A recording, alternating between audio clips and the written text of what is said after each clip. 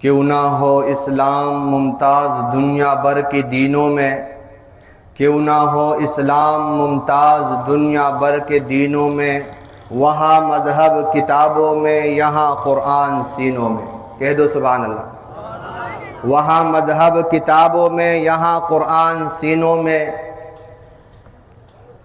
دنیا کی کتابوں میں قرآن چمکتا ہے، دنیا کی کتابوں میں قرآن چمکتا ہے، قرآن میں رب کا فرمان چمکتا ہے۔ عادت بنا لے جو تلاوت قرآن کی، عادت بنا لے جو تلاوت قرآن کی، خدا کی نظروں میں وہ انسان چمکتا ہے۔ یہ چمکتے ہوئے چہرے جو آپ کو نظر آ رہے ہیں، یہ ایسے نہیں ہے، یہ اس رب الہی کی کلام کی تجلی ہے، وہ نورانیت ہے، وہ برکات ہے، وہ رحمات ہے۔ ایک آیت قرآن کی تلاوت کرنا، ایک آیت قرآن کی تلاوت کرنا، جان پر کھیل کر اظہار صداقت کرنا۔ محترم علماء کرام، اسٹیج پر موجود جتنے دوست احباب، خصوصاً مولانا فیض اللہ سواتی صاحب اور دیگر جو مہمان آئے ہوئے ہیں، ان کو بھی خوش آمدید کہتے ہیں، اور لاکڑا کے غیور مسلمان اور دوستوں، آج یہ عنوان بہت عظیم عنوان ہے۔ ایک مختصر وقت کے لیے آپ کے سامنے حاضر ہوا ہوں، لیکن توجہ میری طرف رکھنا۔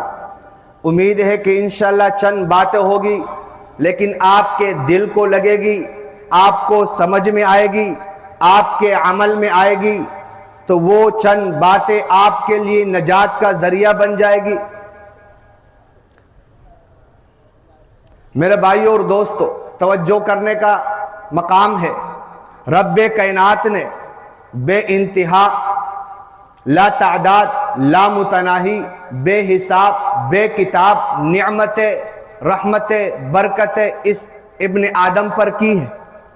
اگر یہ انسان سوچے کہ رب کائنات کی کتنی نعمتیں ہیں، وہ لا تعداد ہے، یہ میں نہیں کہتا، رب کائنات کہتے ہیں وَإِن تَعُدُّوا نِعْمَةَ اللَّهِ لَا تُحْصُوهَا۔ اے کائنات والو سن لو، کائنات والو فرد کی بات نہیں ہو رہی، دو افراد کی بات نہیں ہو رہی، جماعت در جماعت بیٹھ جائے، لوگ در لوگ بیٹھ جائے، سب جمع ہو جائے، اتفاق کر لے، رب کائنات کی نعمتوں کو شمار کرنے لگ جائے۔ رب کائنات فرماتے ہیں وَإِن تَعُدُّوا نِعْمَةَ اللَّهِ لَا تُحْصُوهَا۔ تم جو ہے میری رب کی، میری نعمتوں کو گن نہیں سکتے، یہاں تک کہ تمہیں گنتے گنتے قلمیں ٹوٹ سکتی ہے، قلمیں ختم ہو سکتی ہے، انگلیاں تک سکتی ہے، کیلکولیشن کا نظام ختم ہو سکتا ہے، وہ نظام درہم اور برہم ہو سکتا ہے، لیکن رب کائنات کی نعمتیں ختم نہیں ہو سکتی۔ لیکن قربان جائیے، بعض نعمتیں وہ ہوتی ہے جو تمام نعمتوں سے اعلیٰ اور افضل اور اشرف ہوتی ہے، جو خاص ہوتی ہے، جس کا کوئی انکار کر ہی نہیں سکتا، جس کا دنیا میں کوئی مقابلہ ہی نہیں کیا جا سکتا۔ جیسے کہ رب کائنات نے اپنے مقدس کتاب میں اشارہ کرتے ہوئے فرمایا یا ایھا الذین آمنوا کتب علیکم الصیام کما کتب علی الذین من قبلکم۔ اے مسلمانوں، اے مومنوں، بات سن لو، یہ رمضان المبارک کے مقدس روزے تم پر فرض کیے گئے، لیکن یہ بات یاد رکھنا، یہ کوئی نئی بات نہیں ہے، اس سے پہلے امتوں پر بھی یہ روزے فرض تھے۔ من قبلکم کا جملہ بتا رہا ہے کہ رب کائنات نے روزے تمام امتوں کو دیے، سب لوگوں کو دیے، لیکن قربان جائیے، رحمتوں اور برکتوں کا سمندر رمضان المبارک کی صورت میں اور شکل میں مجھے اور تجھے عطا فرمایا ہے۔ کہہ دو سبحان اللہ۔ یہ رمضان المبارک کا مہینہ کوئی چھوٹا مہینہ نہیں ہے، یہ اس امت کی خصوصیت ہے، اور آگے آپ مزید دیکھیں کہ یہ خصوصیت اتنی بڑی خصوصیت ہے کہ پچھلی امتوں کو نہیں ملی۔ رب کائنات فرماتے لیلۃ القدر خیر من الف شہر، آخری عشرہ شروع ہونے والا ہے، اس میں ایک رات ہے جو 1000 راتوں سے افضل اور بہتر ہے۔ یہ خصوصیت اس امت کو ملی، یہ کتنا بڑا انعام ہے۔ اسی طرح آپ آگے چلے، رب کائنات نے تمام امتوں کو 1,24,000 کم و بیش انبیاء دیے، مگر قربان جائیے سارے نبیوں کے سردار، سارے نبیوں کے امام الانبیاء، خاتم النبیین محمد مصطفیٰ احمد مجتبی صلی اللہ علیہ وسلم مجھے اور تجھے عطا فرمائے ہیں۔ بالکل اسی طرح رب کائنات نے کتابیں دوسری امتوں کو بھی دی، رب کائنات نے کتابیں دوسری امتوں کو بھی دی، تورات ہے، زبور ہے، انجیل ہے، صحائف موجود ہیں، لیکن قربان جائیے ساری دنیا کی کتابوں کا سردار قرآن مقدس رب کائنات نے مجھے اور تجھے عطا فرمایا، جو آج آپ نے الف لام میم کے الف سے لے کر والناس کے سین تک آپ نے سنا۔ بات سمجھ میں آ رہی ہے کہ نہیں؟ بات سمجھ میں آ رہی ہے کہ نہیں آ رہی ہے؟ تو یہ کتنی بڑی نعمت اور دولت ہے۔ بعض نعمتیں خاص ہوتی ہے، اس سے آپ کو اندازہ ہوا کہ پوری کائنات میں سب سے عظیم دولت اور نعمت وہ قرآن ہے، اور قرآن سے بڑھ کر وہ ذات وجود محمد مصطفیٰ ہے، آپ کا وجود ہے۔ کیوں؟ کیونکہ یہ جو مقدس کتاب ہے رب کائنات اس کے بارے میں فرماتے ہیں لو انزلنا هذا القرآن على جبل لرأيته خاشعا متصدعا من خشیت اللہ، اگر ہم اس کتاب کو، اس مقدس کتاب کو بڑے سے بڑے پہاڑ پر نازل کرتے، اے مخاطب تو اس پہاڑ کو دیکھتا کہ وہ رب کی خشیت اور خوف سے وہ پٹ جاتا، وہ ریزہ ریزہ ہو جاتا، وہ رب کائنات کے کلام کے اس طاقت کو برداشت نہ کر سکتا۔ لیکن قربان جائیے محمد مصطفیٰ احمد مجتبی صلی اللہ علیہ وسلم سے کہ اس کے طفیل یہ کتاب مجھے اور تجھے عطا کیا گیا ہے۔ اگر بیچ میں محمد مصطفیٰ کا واسطہ ہٹا دیا جائے تو آپ کو یہ کتاب بھی نہ ملے۔ یہ کتاب اس قدر طاقتور ہے کہ پہاڑ برداشت نہ کر سکے، لیکن یہ منتقل ہوا۔ میرے نبی کا سینہ اس قدر طاقتور ہے کہ اس نے اس عظیم کتاب کو برداشت کیا اور پھر امت کو دیا۔ ابو بکر صدیق اور عمر فاروق، عثمان ذو النورین اور حضرت علی رضی اللہ تعالی عنہ حیدر کرار کو دیا، اور اس سے چلتے چلتے 14ویں صدی تک آج پہنچتا ہے۔ تو یہ میرے نبی کے طفیل پہنچا ہے۔ تو میرے نبی کا وجود سب سے بڑی نعمت اور دولت ہے، اور یہ تو قرآن نے کہا لَقَدْ مَنَّ اللَّهُ عَلَى الْمُؤْمِنِينَ إِذْ بَعَثَ فِيهِمْ رَسُولًا، ہم نے تو انعام کر دیا، ہم نے تو احسان کر دیا مومنوں کہ ہم نے تم میں ایک عظیم رسول اور پیغمبر بھیجے ہیں، وہ محمد مصطفیٰ کے شکل اور صورت میں موجود ہے۔ یہ پوری کائنات میں سے خاص امتیازات ہے، خصوصیات ہے جو اس امت کو دیے گئے۔ محترم سامعین، میں بات کر رہا تھا قرآن کی عظمت کی۔ قرآن کی عظمت کی کیا بات کی جائے؟ قرآن کی عظمت بے مثال ہے، با کمال ہے۔ عظمت بات کی ہوتی ہے، بات کرنے والے کی وجہ سے۔ کلام کرنے والا کون ہے؟ بات کرنے والا کون ہے؟ دنیاوی کوئی مثال لے لو، ایک آدمی بات کرتا ہے، اس بات کی قدر و قیمت اس شخص کے حیثیت کے مطابق ہوتا ہے، لیکن اگر وہی بات کوئی بڑا کرے، ملک کا وزیر اعظم اور صدر کرے، تو اس بات کی وقعت اور ہوتی ہے۔ یہاں پر تو بات، یہاں پر تو کلام خالق کائنات، رب کونین، رب دو جہاں کا ہے، تو اس کا کلام کس قدر بلند اور عظمتوں والا ہوگا اور برکتوں والا ہوگا، کیونکہ یہ بہت عظیم کتاب ہے۔ جس طرح کلام کی عظمت ہے، اس طرح اس کلام کی فضیلت ہے۔ دنیا کی کوئی کتاب ہے، آپ اس کتاب کو پڑھتے ہیں، بات ٹھیک ہے، بات صحیح ہے، آپ کو اس سے رہنمائی ملے، ہدایت ملے، تو اس پر نیکی ملے گی، اجر اور ثواب ملے گا، بات اچھی ہے۔ لیکن قربان جائیے اگر بات اچھی نہیں تو کچھ بھی نہیں مل سکتا، لیکن قربان جائیے قرآن مقدس سے آپ اس عظیم کتاب کی تلاوت کرتے ہیں، آپ اس کتاب کو پڑھتے ہیں، بات آپ کو سمجھ میں آئے یا نہ آئے، ایک ایک حرف پر 10 نیکیاں ملتی ہے۔ اور یہ میں نہیں کہتا، یہ محمد مصطفیٰ صلی اللہ علیہ وسلم نے فرمایا، بلکہ اس سے بڑھ کر پڑھنے کی بات تو اور ہے۔ اگر آپ اس کتاب کو سنتے ہیں قاری کے پیچھے کھڑے ہو کر، تب بھی آپ کو ایک ایک حرف پر 10 نیکیاں ملتی ہے۔ اس سے بڑھ کر میں کہتا ہوں، آپ قرآن کو اٹھاتے ہیں، آپ نے قرآن نہیں پڑھا، آپ کو قرآن پڑھنا نہیں آتا، لیکن محبت اور عقیدت کی وجہ سے آپ قرآن کو اٹھا کر دیکھتے ہیں، محبت کی آنکھوں سے دیکھتے ہیں، تو اس دیکھنے پر بھی آپ کو اجر و ثواب ملے گا۔ یہ کوئی چھوٹی بات ہے؟ یہ دنیا کے تمام کتابوں کا سردار ہے جسے قرآن کہا جاتا ہے۔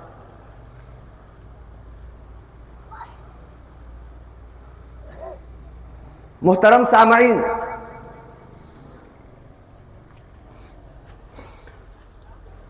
یہ مقدس کتاب، اس کا آغاز کیا گیا، رب کائنات فرماتے الف لام میم ذالک الکتاب لا ریب فیہ، 3 حرف بول کر 2 جملے بول کر قرآن کا تعارف کر دیا۔ الف لام میم جمہور مفسرین کہتے ہیں یہ حروف مقطعات میں سے ہے۔ الف لام میم جمہور مفسرین کہتے ہیں حروف مقطعات میں سے ہیں، جن کا معنی، مطلب و تشریح و مفہوم و ترجمہ رب کائنات ہی جانتے ہیں۔ مفسرین کہتے ہیں واللہ اعلم بمرادہ، اس کے مطلب کو رب کائنات ہی جانتے ہیں، لیکن بعض اہل ذوق نے، بعض اہل دل مفسرین نے لکھا ہے کہ یہ جو 3 حرف ہے، یہ جو 3 حرف ہے، حقیقت میں یہ 3 قسمیں ہیں۔ الف قسمیہ ہے، لام قسمیہ ہے، میم قسمیہ ہے۔ کیا مطلب؟ رب کائنات فرماتے ہیں الف مجھے اپنی الوہیت کی قسم، لام مجھے جبریل کی صداقت کی قسم، میم مجھے محمد مصطفیٰ کی عظمت کی قسم۔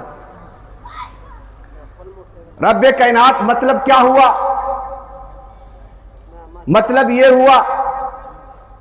یہ ہوا کہ جس طرح یہ کتاب بھیجنے والا وہ رب کائنات ہے، لانے والا جبریل امین ہے، جس کے پاس لایا گیا وہ محمد مصطفیٰ ہے۔ جس طرح میں سچا ویسے ہی یہ کتاب سچا، جیسے جبریل سچا ویسے یہ کتاب سچا، جیسے محمد مصطفیٰ سچا ویسے یہ کتاب سچا۔ جو ہم میں شک کرے وہ ہمارا نہیں، جو اس کتاب میں شک کرے وہ بھی ہمارا نہیں۔ اس کتاب کی عظمت ہے۔ 3 قسمیں اٹھا کر تمہیں یہ بتا دیا کہ تاکہ تمہیں کوئی دھوکے میں مبتلا نہ کر دے۔ ہو سکتا ہے کوئی کہہ دے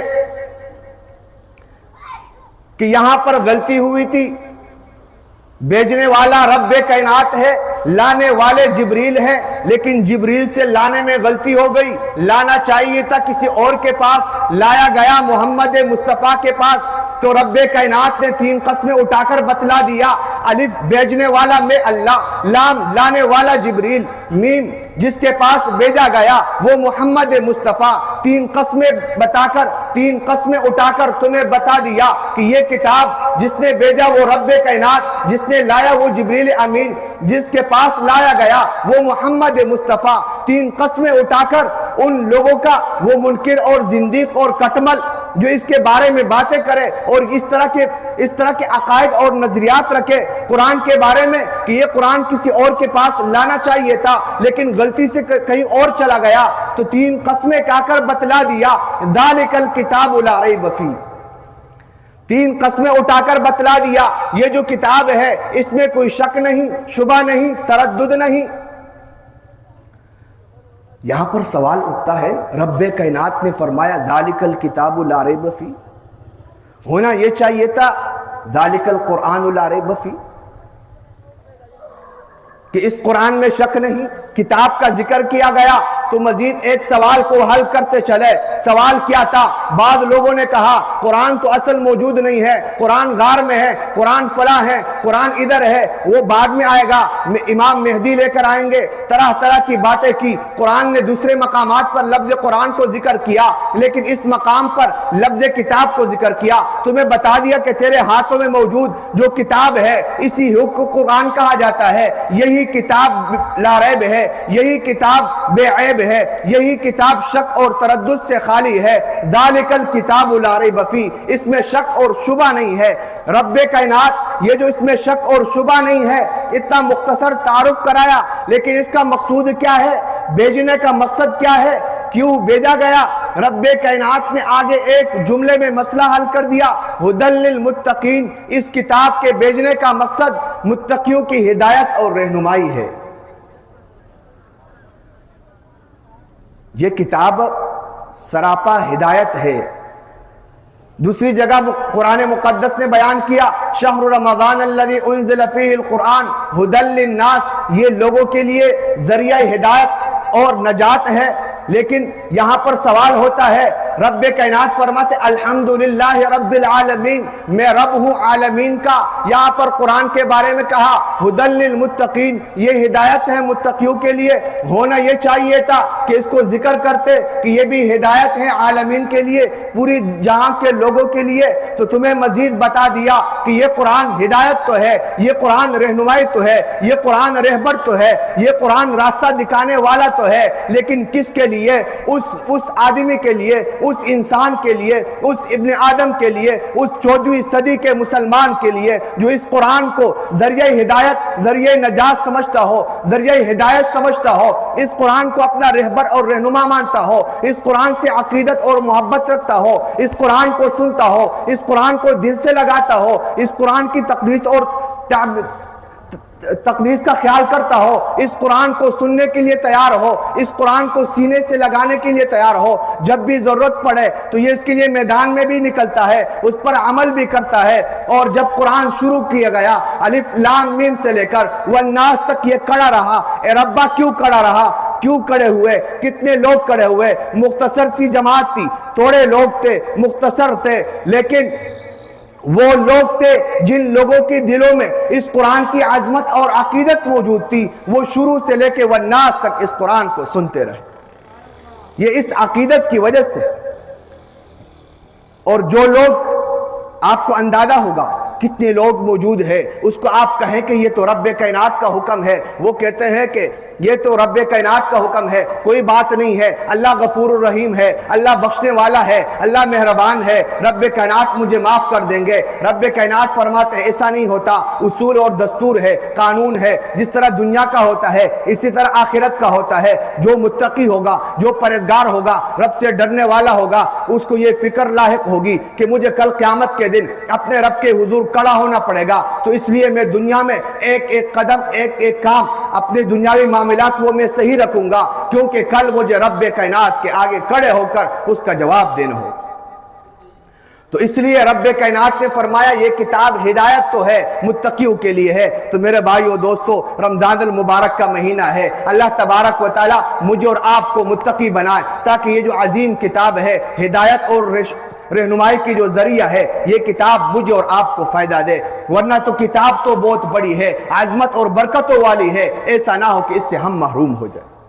یہ غلطی میری اور آپ کی ہوگی، کتاب کی نہیں ہوگی۔ ایک چھوٹا سا مثال دے کر بات ختم کرتا ہوں۔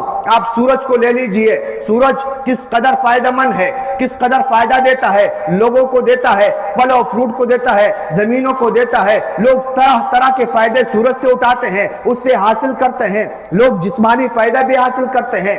لیکن اگر کوئی آدمی سورج نکلنے سے پہلے غار اور زمین میں جا کر چھپ جائے اور سورج غروب ہونے کے بعد نکلے اور وہ کہے کہ غلطی سورج کی ہے، مجھے تو سورج سے فائدہ حاصل نہیں ہوا، تو ہر عقل مند کہے گا کہ یہ غلطی اس آدمی کی ہے، سورج کی نہیں۔ تو اسی طرح میں کہتا ہوں، ایک آدمی کا ہے قرآن موجود ہے، مجھے ہدایت نہیں، مجھے رہنمائی نہیں، مجھے تعلیمات کے معلومات نہیں، مجھے رب کائنات کا علم نہیں کہ رب کائنات مجھ سے کیا چاہتے ہیں، تو میں کہوں گا غلطی رب کائنات کی کتاب کی نہیں ہے، وہ کتاب عظمت اور برکت والا ہے، وہ غلطی میری اور آپ کی ہے کہ آپ نے پوری زندگی گزاری، پورا وقت گزارا، دنیا کے ہر کام کے لیے وقت تھا، لیکن رب کائنات کی کتاب کو سمجھنے کے لیے، پڑھنے کے لیے، اس کے سننے کے لیے ٹائم نہیں تھا۔ تو خدا را عرض اور درخواست یہ ہے کہ قرآن سے محبت اور عقیدت رکھے، جب بھی مجلس قرآن ہو، قرآن پڑھا جائے اس کے لیے بھی حاضر ہو جایا کرے، اور جب بھی قرآن کے درس و تفسیر و تشریح بیان ہو تو اس میں بھی بیٹھا کرے اور سنا کرے، کیونکہ یہ میرے رب کی عظیم کتاب ہے۔ اللہ تبارک و تعالی ہمیں اس عظیم کتاب کی قدر کرنے کے توفیق عطا فرمائے اور اس پر عمل کرنے کے توفیق عطا فرمائے۔ وآخر الدعوانا الحمدللہ رب